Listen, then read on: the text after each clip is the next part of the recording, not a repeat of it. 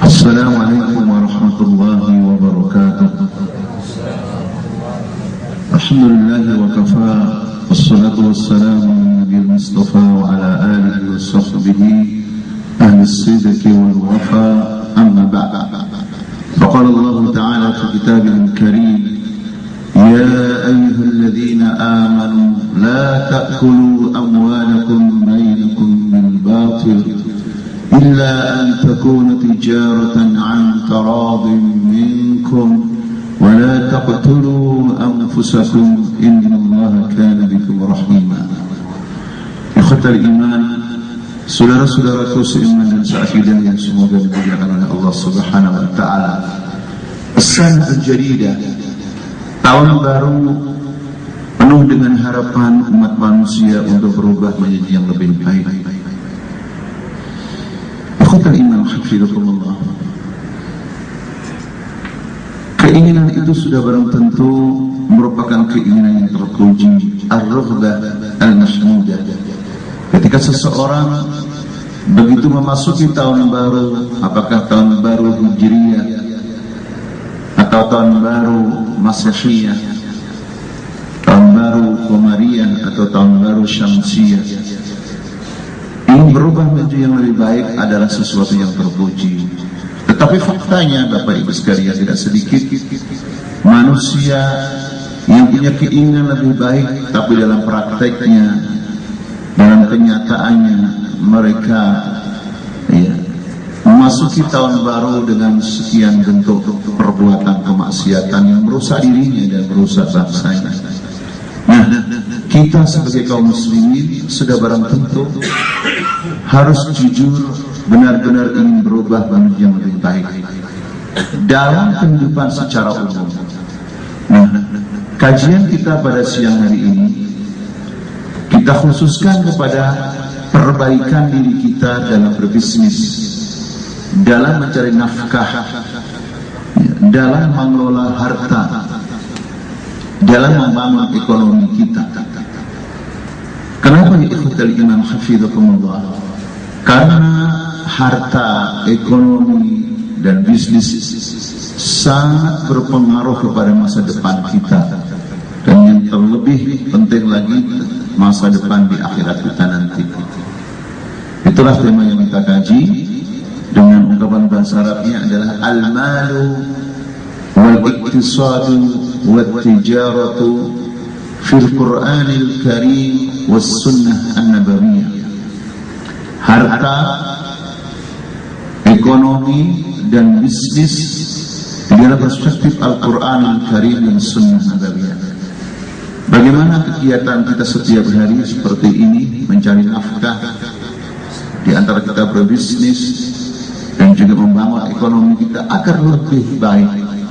Sudah barang tentu itu semuanya harus berpulang pada Quran dan sunnah yang merupakan sumber kehidupan kaum muslimin yang benar. Adapun analisa manusia, pakar sekalipun bisa benar bisa salah. Oleh karena itu di tahun yang baru ini, marilah ya ikhwatal iman hafizakumullah, kita merujuk menjadikan Quran dan sunnah sebagai referensi untuk kehidupan ya kita secara umum, terutama dalam dunia bisnis.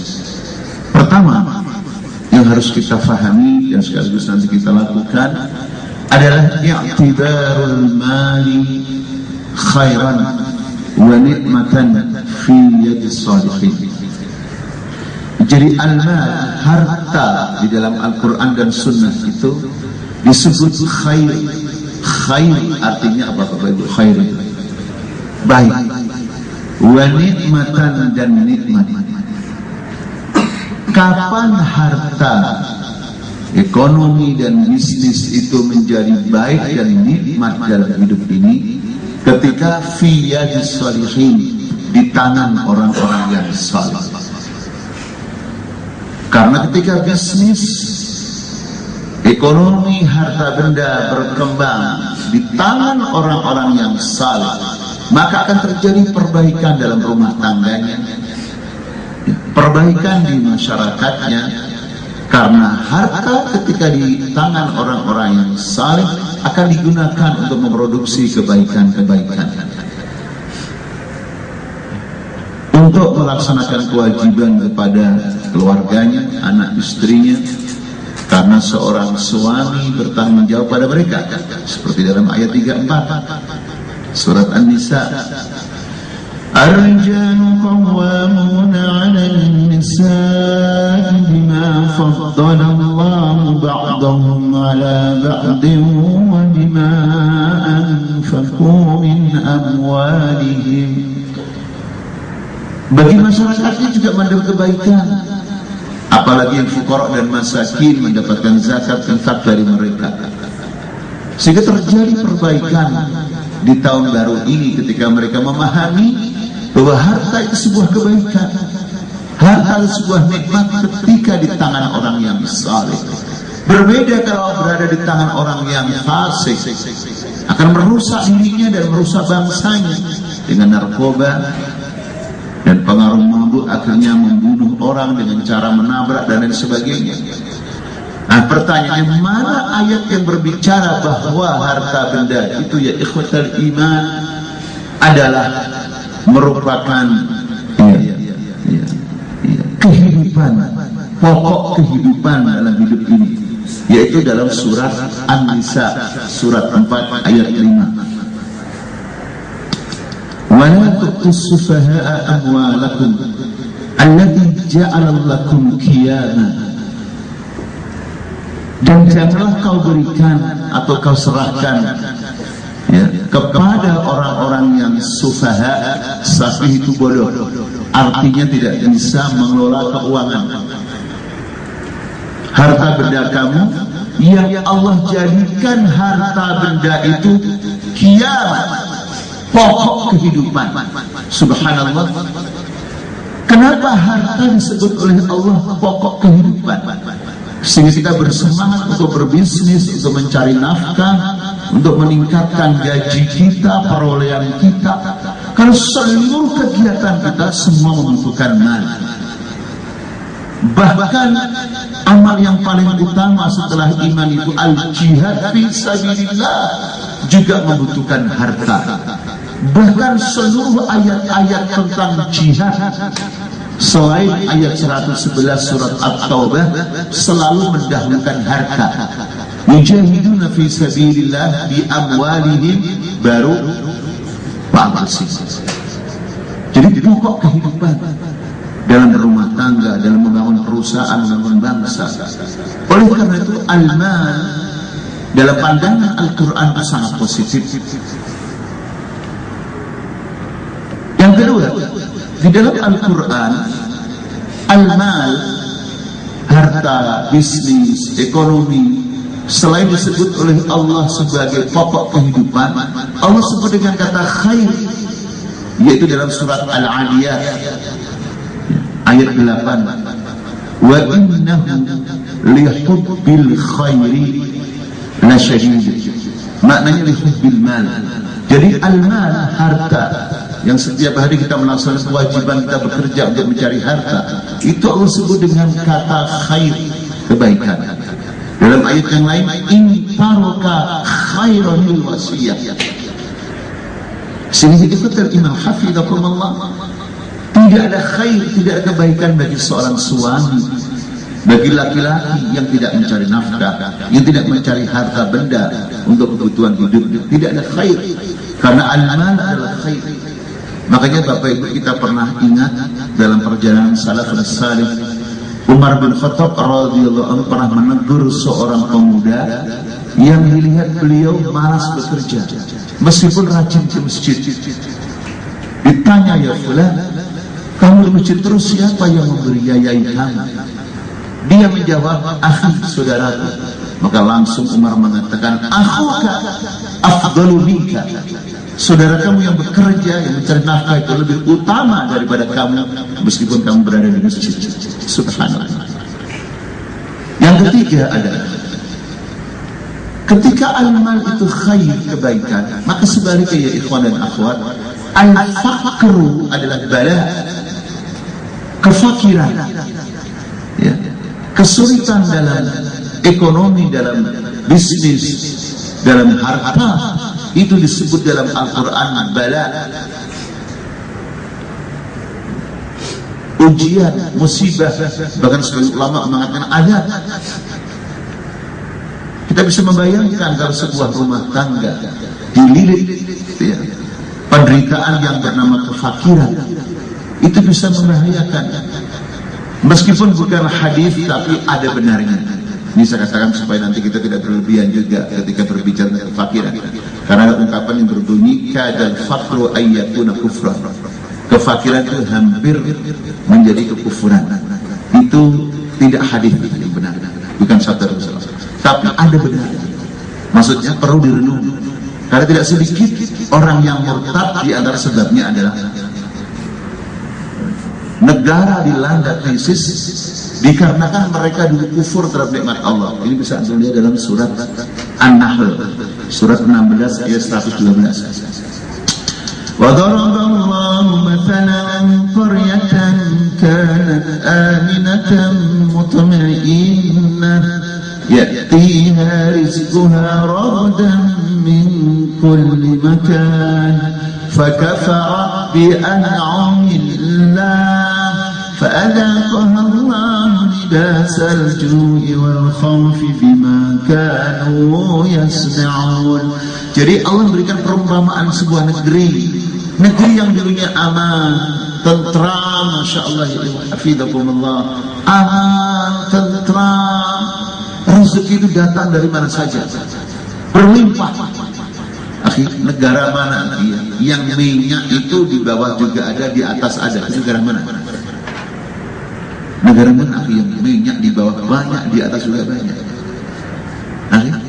Di bawah minyak apa saja ada. Di atas minyak kelapa sawit. Negara mana? Negara manapun kalau mereka kufur, akhirnya apa kata Allah?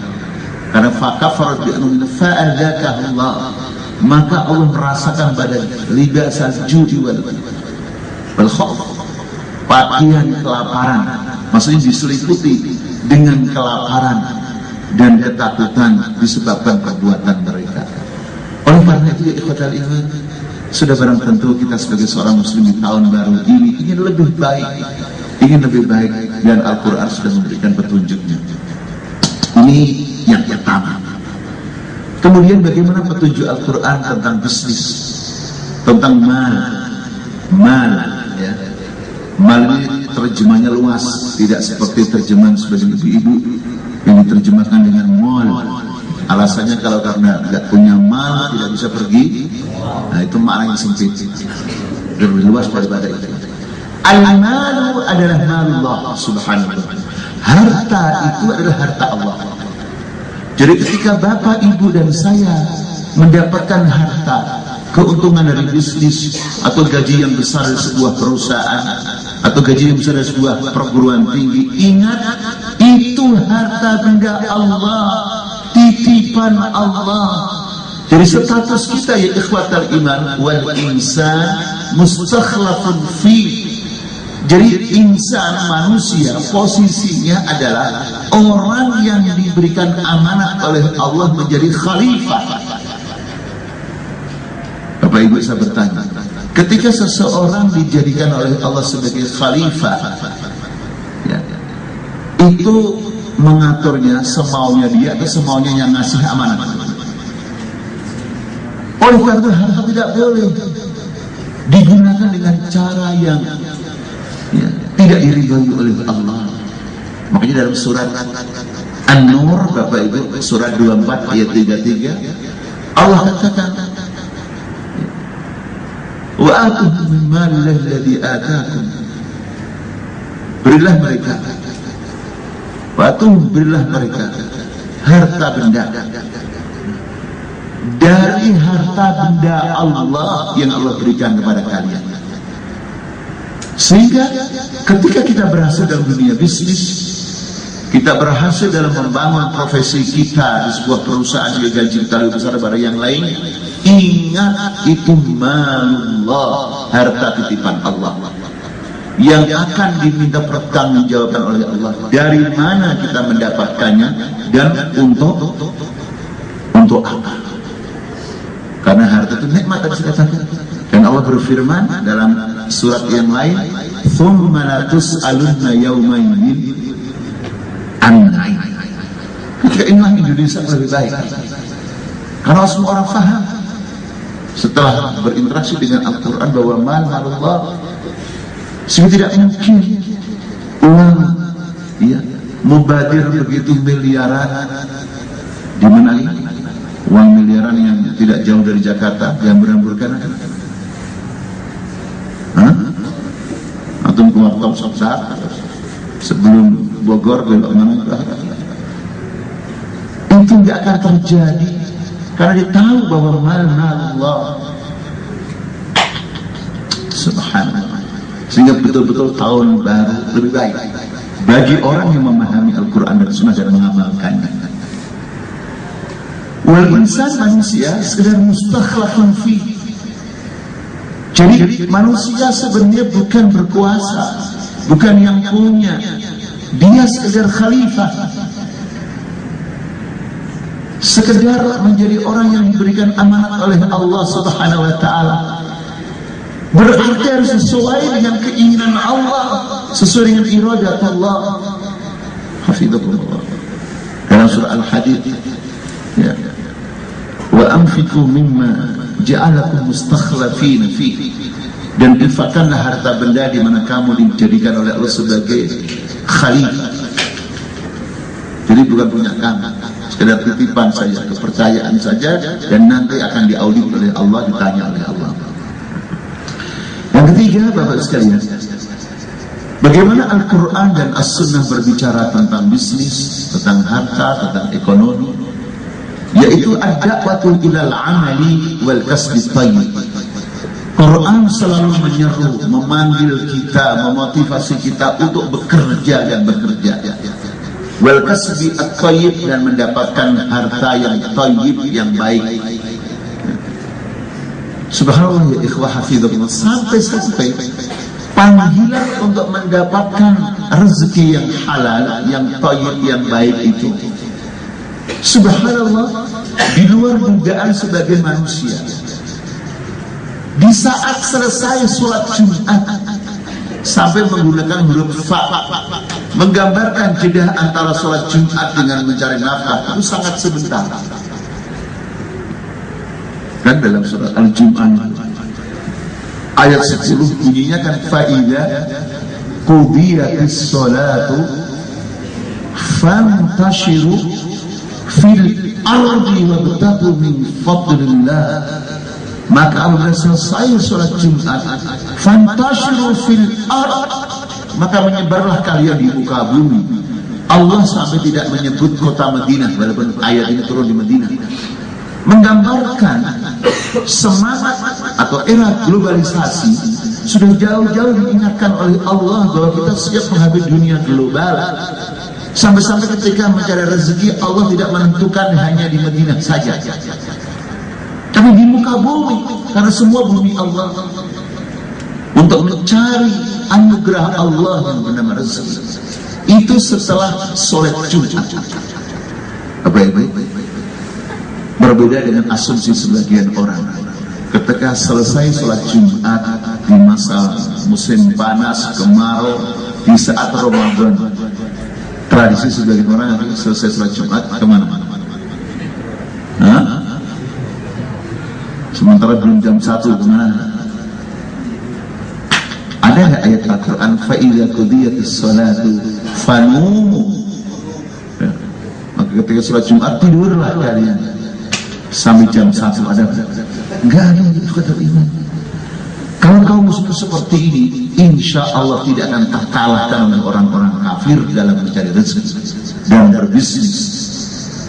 Tapi masalahnya tidak seperti itu, tidak sedikit banyak, ya. Tidak sedikit orang Islam saudara kita yang bermalas-malas dalam mencari nafkah. Bermalas-malas cari nafkah, bersemangat dalam liburan. Uang dikumpulkan di Jakarta, liburan pulang kampung, kembali lagi ke Jakarta. Sebagian orang uangnya nyari lagi. Ya ikhwatul iman hafidhakumullah. Yang keempat adalah tahrimu mawaridil kasbil khabith awil batil. Quran mengharamkan ya, sumber-sumber penghasilan yang kotor atau yang batil, yang kotor atau yang batil. Apa ukurannya bisnis disebut kotor atau batil? Apa ukurannya harta yang didapatkan orang itu disebut khabis dan batil? Yaitu ulama mengatakan setiap transaksi bisnis atau upaya mendapatkan harta dengan cara yang tidak diridhoi oleh Allah, berupa kezaliman, menipu, mencuri, ya, kemudian korupsi dan sebagainya, ya ikhwatal iman, itu adalah batil dan itu diharamkan. Seperti ayat yang saya baca tadi dalam mukadimah, yaitu ayat 29 surat An-Nisa, surat 4. A'udzubillahi minasyaitonir rajim. Ya ayyuhalladzina amanu la ta'kulu amwalakum bainakum bil batili illa an takuna tijaratan an taradin minkum wa la taqtulu anfusakum innallaha kana bikum rahima.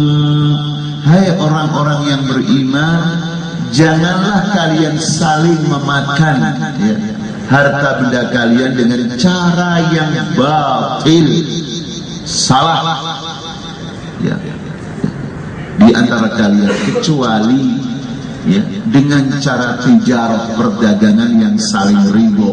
Subhanallah, ungkapan tijarah itu halal, dagang itu halal sudah, tapi itu pun ditambah oleh Allah dengan ungkapan antaradin, saling riba. Artinya apa ya ikhwatal iman? Di dalam Al-Quran ketika berbicara tentang bisnis, tidak sekedar dapat uang, bahkan tidak sekedar dapat uang yang halal, yang thayyib, tapi bagaimana kedua belah pihak itu harus saling ridha. Ini artinya apa ya ikhwatal iman? Artinya dalam berbisnis bisa kita jadikan wahana, sarana untuk berukhuwah dalam ukhuwah, saling ridho, sehingga tidak ada permusuhan dalam dunia bisnis seperti sistem jahiliyah. Kita sering mendengar dalam dunia bisnis orang terbunuh gara-gara masalah bisnis. Akhir-akhir ini kita mendengar ya, seorang bos dibunuh ya, karena dulu ketika ya, disuruh menagih utang, dijanjikan dapat uang sekian ratus juta, ternyata tidak, dibunuh manusia. Jadi sistem jahiliyah itu ya ikhwatal iman, sistem yang batil akan mengantarkan pembunuhan. Dan subhanallah dalam ayat tersebut memang Allah kaitkan dengan pembunuhan. Maka penutupnya berbunyi wala taqtulu anfusakum, dan janganlah kau membunuh diri kamu. Diri kamu bukan berarti bunuh diri ya, artinya membunuh orang lain. Tapi kenapa disebutnya membunuh diri kamu? Ini gambaran dari Al-Quran betapa mahalnya nyawa manusia, di mana seseorang ketika membunuh orang lain atau saudaranya seolah-olah membunuh dirinya sendiri. Subhanallah. Dan sudah kita saksikan di dunia manapun, di saat bisnis sistemnya tidak islami, yang terjadi bukan sekedar tidak saling ridho, tetapi ikhwatal iman berakhir dengan pembunuhan. Itu sudah bukan rahasia lagi. Islam mengharamkan cara yang seperti itu. Kemudian yang kelima, Bapak Ibu sekalian, seperti apa Al-Quran dan As-Sunnah memberikan semangat baru di tahun yang baru ini, dan yang baru-baru yang lain, bukan hanya tahun saja. Ketika kita berumah tangga yang baru, ketika kita berada di perusahaan yang baru, apa yang harus kita perbaiki di dalam dunia ekonomi kita? Maka yang kelima berbunyi man'ul afradi min tamallukil asya' ad-daruriyah lil mujtama'. Jadi individu di dalam Quran dan Sunnah dilarang ya, untuk memiliki ya, barang-barang yang betul-betul itu menjadi bahan pokok, kebutuhan pokok bagi masyarakat. Subhanallah. Islam adalah agama yang memberikan kemerdekaan setiap individu, tapi bukan kemerdekaan kebebasan yang tanpa batas seperti yang terjadi di era reformasi. Sebagian orang dengan alasan reformasi sebebas-bebasnya tapi merusak orang lain, lupa bahwa kebebasan dia sebenarnya dibatasi oleh kebebasan saudara yang lainnya. Kalau ini terjadi akan lebih baik negara kita. Orang merokok alasannya semau gue, ini kan kebebasan saya. Dia lupa bahwa dia merokok merusak kebebasan saudaranya, tetangganya yang memang tidak mau kena penyakit. Nah, ini kembali lagi pada hal apa saja hal-hal yang sifatnya dzaruri, kebutuhan primer ya, yang harus dinikmati seluruh warga apapun agamanya. Subhanallah. Ada 3 hal di dalam hadis yang diriwayatkan oleh Imam Ahmad rahimahullah. Nabi bersabda, an-nasu syuraka'u fi thalath. Masyarakat syuraka ya, syarik itu artinya berkompromi. Semua masyarakat berhak ya, memiliki 3 perkara. Apa itu 3 perkara? Al-ma', air, wal kala, dan rumput ya. Kemudian wan nar, dan api atau energi. Jadi air tidak boleh dikuasai oleh seseorang, karena itu adalah untuk negara, untuk seluruh bangsanya. Rumput atau tanaman makanan-makanan ternak tidak boleh dikuasai oleh individu. Energi tidak boleh dikuasai oleh seseorang. Itu harus dinikmati oleh seluruh warga. Hadis ini diriwayatkan oleh Imam Ahmad, Abu Dawud. Kemudian Ibnu Majah menambah lagi dalam riwayat yang lain, wal milhi, maksudnya dan garam. Ya. Saudara sekalian, kira-kira di negara mana yang kebutuhan pokok sudah dikuasai sebagian orang, sehingga masyarakatnya sulit? Kalau ini difahami oleh seluruh rakyat dan pemerintah, kira-kira listrik naik lagi enggak? 15% atau sudah? Karena seluruh rakyat harus menikmati. Jangan ada golongan tertentu, kelompok tertentu, lapisan yang lebih berkuasa daripada yang lain. Inilah bisnis dalam bisnis. Masya Allah, luar biasa kalau sekalian. Islam, Quran dan As-Sunnah benar-benar ya, menjamin kebahagiaan kita dalam berbisnis. Karena tidak ada orang yang terzalimi dari kebutuhan pokoknya itu. Kemudian yang keenam, man'ul maliki minal idrar bi ghairihi. Di dalam As-Sunnah, Bapak Ibu sekalian, seseorang meskipun itu miliknya sendiri tidak boleh membahayakan orang lain, meskipun uang sendiri.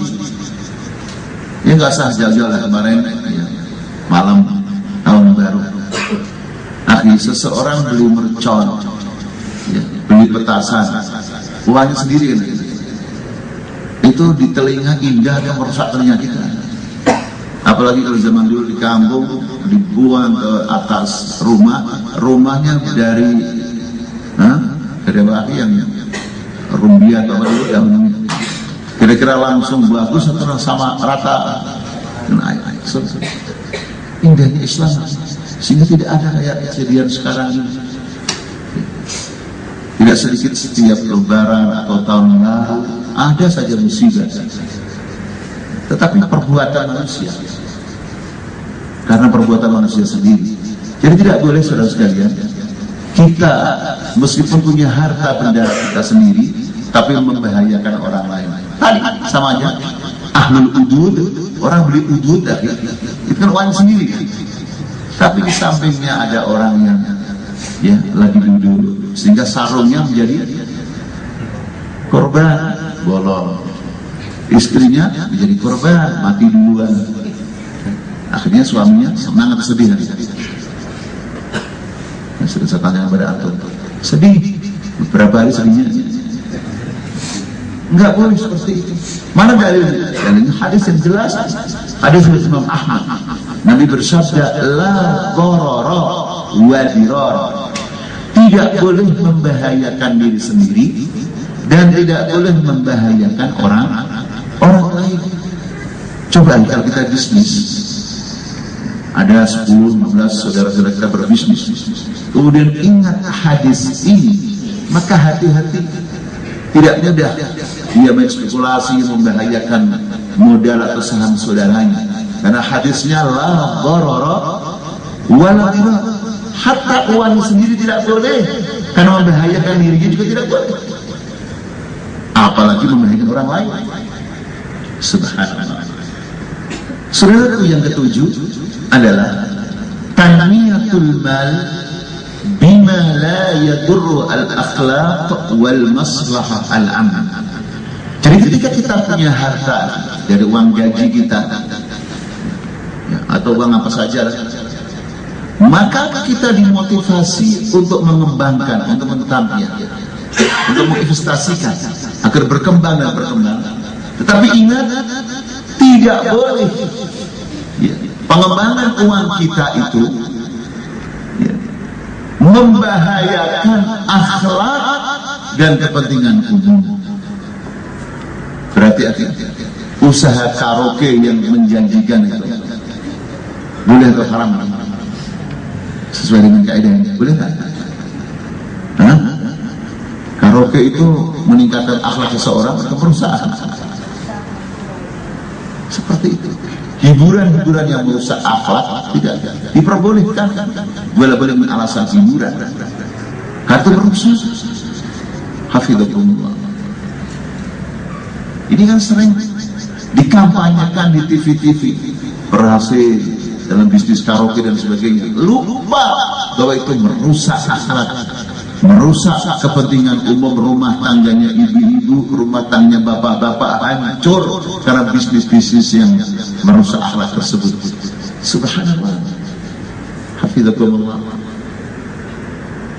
Nah, apa saja ya, bisnis yang merusak akhlak dan merusak kepentingan umum? Di antaranya yang pertama, ar-riba. Saking merusaknya riba, Bapak Ibu sekalian, sampai-sampai Allah Subhanahu wa ta'ala berfirman dalam surat Al-Baqarah, ini ayat 27-29, apa bunyinya? Illam taf'alu fa'adhanu bi harbin minallah wa rasulih. Jadi kalau kalian tidak berhenti dari riba, maka kalian telah mengumumkan perang melawan Allah dan Rasulnya. Bapak Ibu sekalian, ada nggak di dalam Quran dosa yang sampai diredaksikan oleh Allah perang melawan Allah dan Rasulnya? Zina dosa besar, mencuri dosa besar, membunuh dosa besar, tapi tidak sampai diredaksikan perang melawan Allah dan Rasulnya. Terlibat merusak. Kita masih ingat di saat krisis tahun berapa? 98-99. Bank-bank yang besar ribawi itu banyak yang punya. Tapi bank muamalat yang cuma punya aset sekian, kita tahu sekian miliar, ya sekian apa? Padahal kita masih belum puas, masih butuh peningkatan agar lebih syar'i lagi. Itu pun sudah dijaga oleh Allah. Apalagi kalau lebih murni lagi. Karena alasannya teman-teman di bank muamalat atau bank syariah, alasannya karena kita belum bisa mandiri, masih ada kaitannya dengan BI dan sebagainya. Subhanallah. Gak ada sekali ulang dosa yang sampai diredaksikan oleh Allah perang melawan Allah dan Rasulnya. Nah, di tahun baru ini sudah barang tentu, seandainya ada tetangga kita, keluarga kita yang masih bersentuhan dengan riba, secepatnya ditarik, karena itu menghancurkan dunia dan akhirat.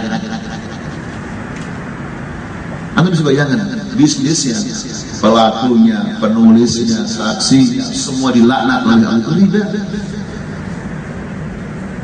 tapi di beberapa daerah masih banyak orang yang mencari nafkahnya melalui riba.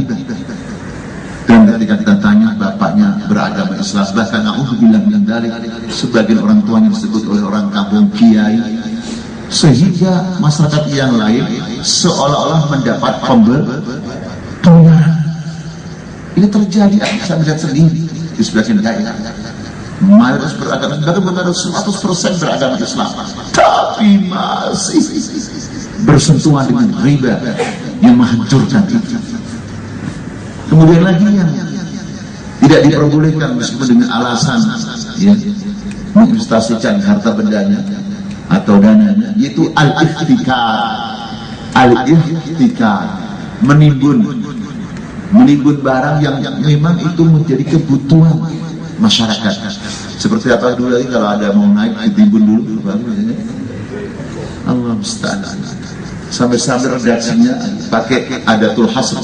Nabi bersabda, la yahtakiru illa khati', sampai pakai illa. Tidak melakukan penimbunan kecuali seorang durjana, orang yang berdosa, pakai illa. Jadi seolah-olah orang yang paling durjana di muka bumi adalah orang yang menimbun kebutuhan masyarakat.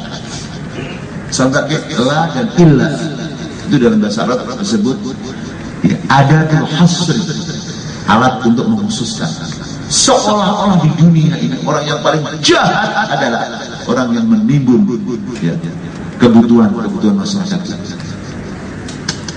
Di antara lagi adalah tidak boleh kita ya, mengembangkan dana kita, harta kita melalui ghish, curang, dalam arti yang seluas-luasnya. Nabi bersabda dalam hadis yang sahih rawahu Muslim, Nabi bersabda, man ghasya falaysa minni, barang siapa yang curang, sudah barang termasuk dalam bisnisnya, maka tidak termasuk golongan kanan.